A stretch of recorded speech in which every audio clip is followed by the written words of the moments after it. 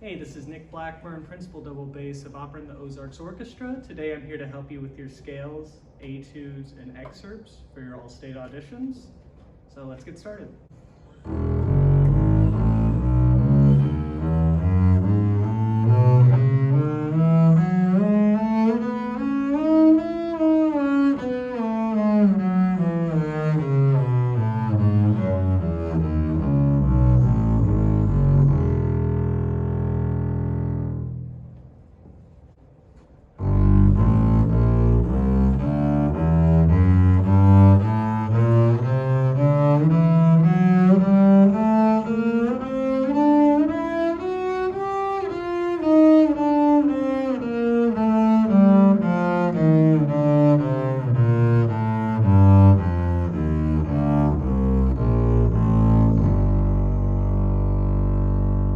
Okay, so the first two excerpts are the Polonaise and the Double from Orchestral Suite No. 2 by J.S. Bach.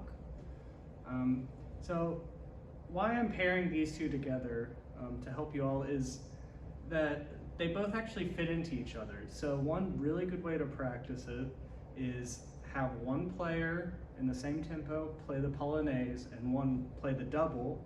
The Polonaise is almost like an accompaniment to the double, and then switch off. So if you have another friend taking this audition, that's definitely something worth trying. In terms of tips for both of these excerpts, I would say even though the dynamics, at least in the Polonaise, go as loud as forte, I would still try to keep kind of a light touch. So not rather. And then when we have the piano dynamic, a similar sound, just decrease in volume.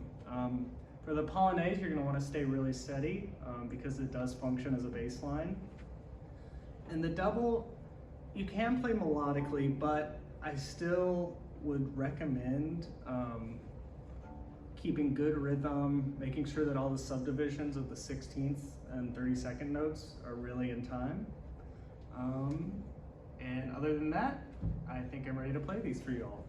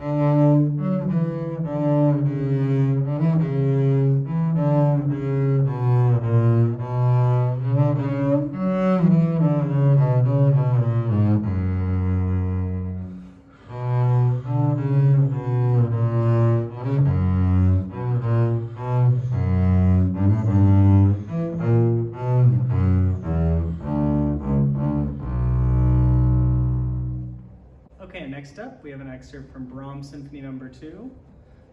Good, I think, practice for this excerpt is really making sure you have all the rhythmic values down. So how I would do that is just go through really slowly, and you can count aloud even while you play. I think that helps internalize it a lot.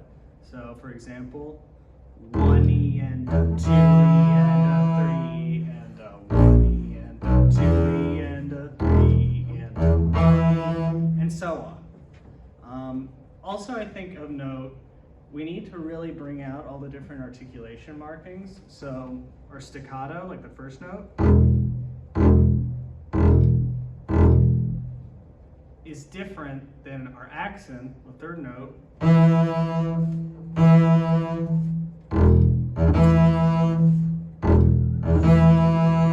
Hear how those first two notes sound rather different in attack than the third note. Also, our sforzandos, make sure they have a lot of front end.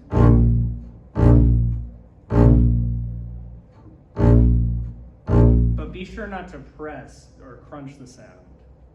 Also in the legato section, we can use a lot of vibrato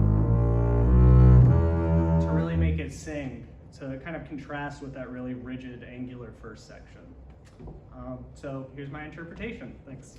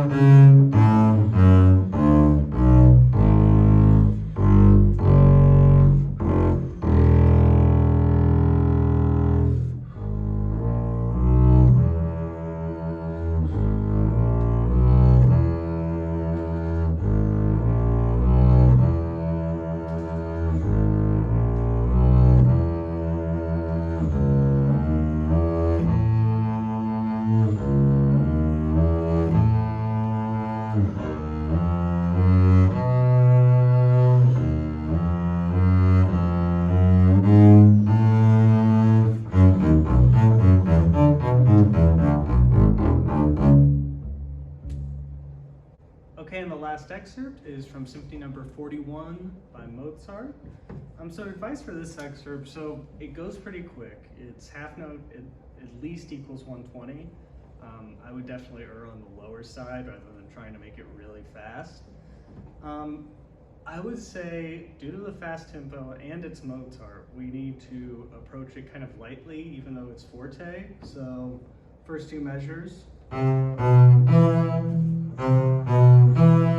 also, even though they're half notes, I'm observing the staccatos over each of those notes, the C and the B, to start the excerpt. So there's a start and then almost an immediate decay. I'm still holding them for a little while, but definitely keeping them kind of separate between each note. For the eighth notes,